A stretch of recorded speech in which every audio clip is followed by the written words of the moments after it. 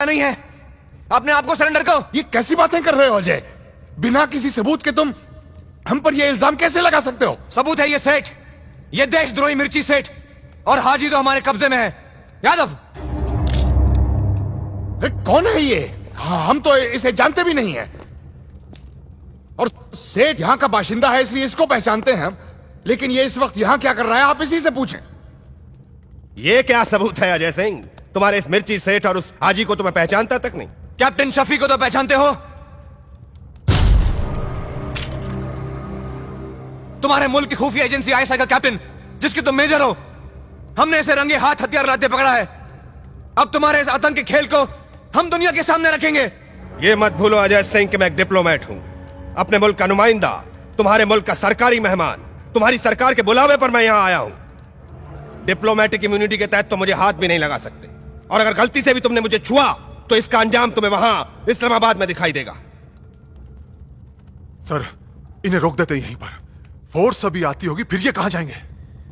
गुलफाम हसन के खिलाफ हमारे पास कोई ठोस सबूत नहीं है। छूट जाएगा साला। उड़ा देते हैं सबको सर, कह देंगे एनकाउंटर में मारे गए। नहीं सलीम, मैं इसे इतनी आसानी से मरने नहीं दूंगा। फोर्स आ रही है सर, फोर्स आ रही है।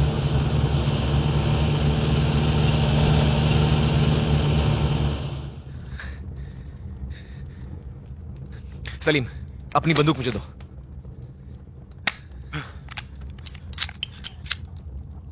तुम शायद डिप्लोमेटिक इम्यूनिटी की अहमियत नहीं समझ रहे हो अजय। डिप्लोमेटिक इम्यूनिटी कहीं भाड़ में, वो तुम्हारे काम तब आएगी जब तुम जिंदा बचोगे, और जिंदा बचने का मैं तुम्हें सिर्फ एक ही मौका देता हूं। ये गुलफाम हसन, जिस पर हमने इतना भरोसा किया, जिसे हमने इतना मान सम्मान दिया, इसने मुझसे और मेरे मुल्क के साथ गद्दारी की है। मैं इसे यहां से जिंदा नहीं जाने दूंगा। अगर तुम बचना चाहते हो तो गुलफाम हसन को खत्म करो। मैं तुम्हें और शफी को जाने दूंगा। लेकिन तुम खुद क्यों नहीं खत्म कर देते इन्हें? क्योंकि इस मुल्क का कानून मुझे खून करने की इजाजत नहीं देता। क्या गारंटी है कि गुलफाम साहब को मारने के बाद तुम मुझे यहां से जाने दोगे? कैसा बेहुदा सवाल कर रहे हो बेग? तुम्हें मुझ पर भरोसा करना पड़ेगा बेग। तुम्हारे पास और कोई चारा नहीं है। सर, 5 मिनट में फोर्स पहुंच जाएगी। जल्दी करो बेग, एक दफा फोर्स आ गई मैं कुछ नहीं कर पाऊंगा। ये लो पिस्तौल और खत्म कर दो गुलफाम को।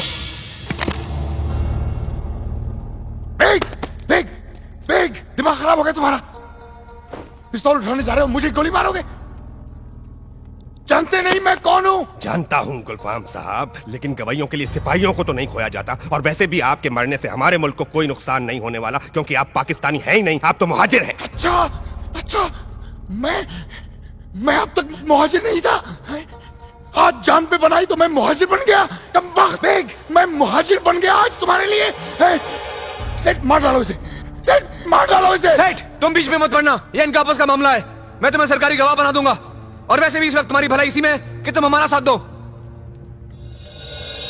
अजय, अजय मेरी बात सुनो। मैंने 2 दफा तुम्हारी जान बचाई इस सेठ के हाथों। ये जिसे तुम सरकारी गवाह बनाना चाहते हो, तुम्हें मार डालना चाहता था, उसका तुम मुझे ये सिला दे रहे हो। अजय, अजय,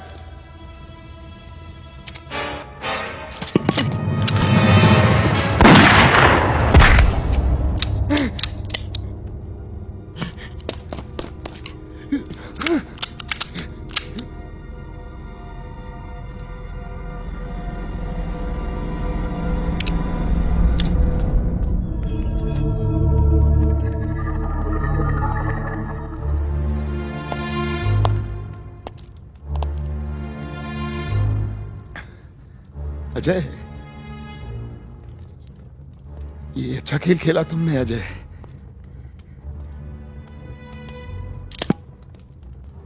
हमें तो कहीं का नहीं छोड़ा। ये खून करवा दिया तुमने मुझसे। ये गुनाह अजीम मेरे हाथों हुआ है। आज हमने एक पिस्तौल दी तो गुनाह का एहसास हो रहा है, और तुमने जो सैकड़ों हथियार सरहद के इस पार भेजे उसका कुछ नहीं। गुलफाम हसन, इस मुल्क ने तुम्हें प्यार और इज्जत दी, रुतबा दिया, और बदले में तुमने क्या दिया? हैवानियत का माहौल, खून खराबा। हमने तुम्हें कातिल नहीं बनाया गुलफाम हसन, तुम पहले से ही गुनहगार थे। हमने तो सिर्फ तुम्हारे चेहरे से फनकार का नकाब उतारा है। हम सच्चे फनकार हैं, सारी दुनिया जानती है। जानती थी। आज के बाद सारी दुनिया सिर्फ तुम्हें एक धोखेबाज और कातिल के रूप में जानेगी। तुम गुनहगार हो और गुनहगारों की तरह सजा भी पाओगे। आज तुम जिस जगह खड़े होकर हम पे हुक्म चला रहे हो, यहां कभी हमारे पुरखों की हुकूमत चलती थी। इसी हवेली में रियाज करके हम बड़े हुए, राज किया है हमने यहां। और एक दिन बिला वजह भेड़ बकरियों की तरह खदेड़ दिए गए हम लोग यहां से। रातों रात किसी को घर से बेघर कर देना यह गुनाह है। किसी से उसका सब कुछ छीन लेना यह गुनाह है। किसी को यतीम कर देना यह गुनाह है। 50 साल पहले हमारे साथ जो हुआ वो गुनाह था। हाँ गुनाह था, लेकिन तुम्हारे साथ जो हुआ वो बंटवारे की वजह से हुआ। और तुम अकेले नहीं थे जिसके साथ ऐसा हुआ। लाखों लोग मारे गए, बेघर हुए, अनाथ हुए, और ये दोनों तरफ के लोगों के साथ हुआ। लेकिन अफसोस की बात तो यह है कि कुछ लोग आज भी पहले जैसे हालात पैदा करना चाहते हैं। आज भी धर्म के नाम पे लोगों को बांटना चाहते हैं, लेकिन हम उन्हें कामयाब कभी नहीं होने देंगे, चाहे वो किसी भी धर्म के क्यों ना हो। गुलफाम हसन, बंटवारा हमारे लिए कोई खुशी का दिन नहीं था। हम उसे एक दर्दनाक हादसे की तरह, एक सदमे की तरह याद करते हैं। लेकिन जब भी हम उस सदमे से उभरने की कोशिश करते हैं, तुम और तुम्हारे साथी नया बखेड़ा खड़ा कर देते हैं, पुराने घाव को फिर से हरा कर देते हैं। और करते रहेंगे। हमारे घाव बहुत गहरे हैं, वो इतनी आसानी से नहीं भरने वाले। हम चाहते हैं कि तुम और तुम्हारी आने वाली पुश्तें हमेशा याद रखें उन जुल्मों को जो हम पे और हमारी कौम पे हुए हैं।